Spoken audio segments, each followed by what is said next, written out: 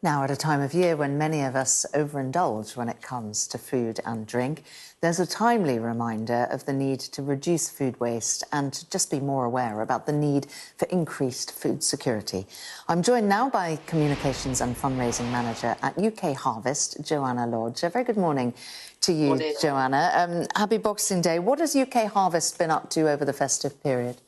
Well, we do see a real rise in food donations as we lead up to the Christmas break.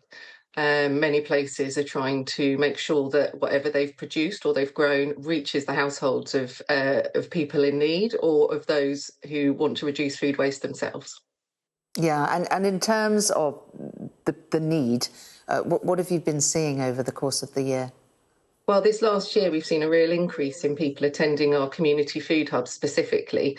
They're a space where people can come and, for a £5 donation, a suggested £5 donation, take home a bag of surplus food. And that can come from anywhere across the food system, from growers to producers to distributors. Surplus food is something that is inevitable, and we're lucky enough that we have some fantastic supporters that continue to donate to us so that we can then donate on to people. And it can be any makeup of household. We're seeing more families where both parents are working that are struggling to make ends meet.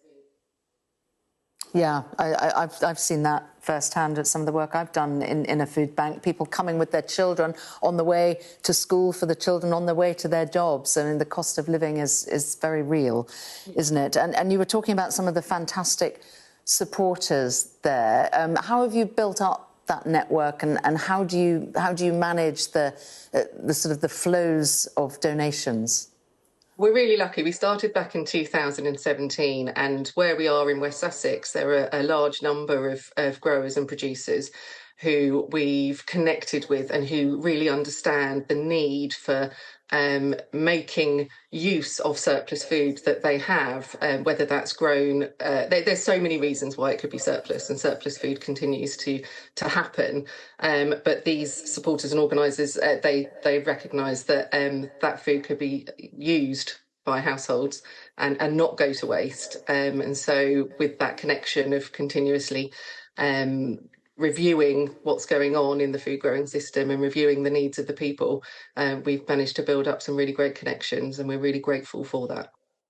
And what is most needed at the moment? Proteins.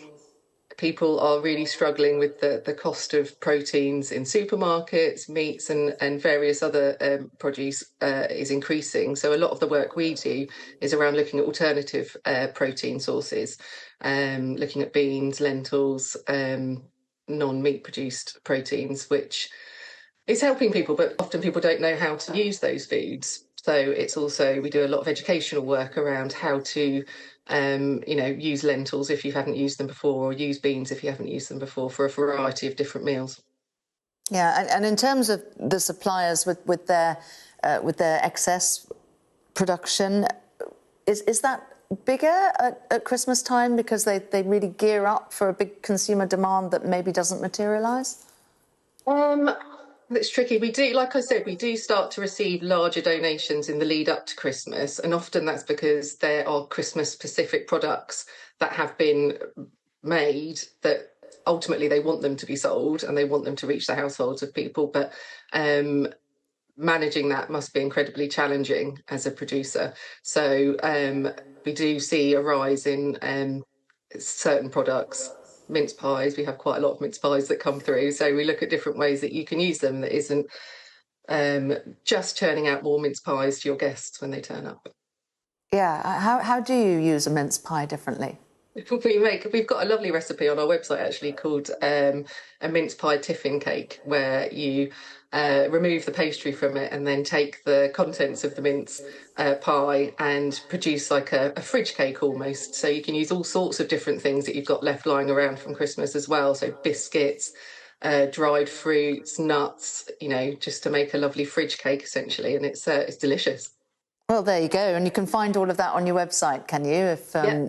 people are wondering what to do with their leftovers. And Joanna, what do you want to see from 2026? I think we want to make sure that we're making strong connections with producers and growers that have surplus to donate to food charities. There are many food charities that work across the country who are all doing fantastic work.